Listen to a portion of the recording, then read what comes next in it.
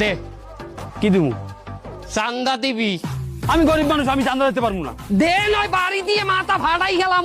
এই থামেন, কি হইছে? কি কি কেডা? আপনি কেডা? আপনার তো ব্যাপক সমস্যা, আপনি চলেন আমাদের সাথে। কমে যামু কেন, আপনি কি আমাদের সাথে যাইতে ভয় পাইতে আছেন? এ বেটা কির ভয়? চান্দা বাইরে তুই ভয় দেও, ডর দেও।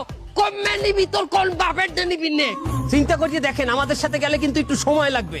আর তো সময় কমায় তুই চান্দা বাইরে ইগোতে হাত করছো। তুই তুই নে, কমে নিবি আমার নে। আচ্ছা ঠিক আছে, চলেন আমাদের সাথে। ল তুই ছেড়, আমার কি ছিড়বি? ল ল।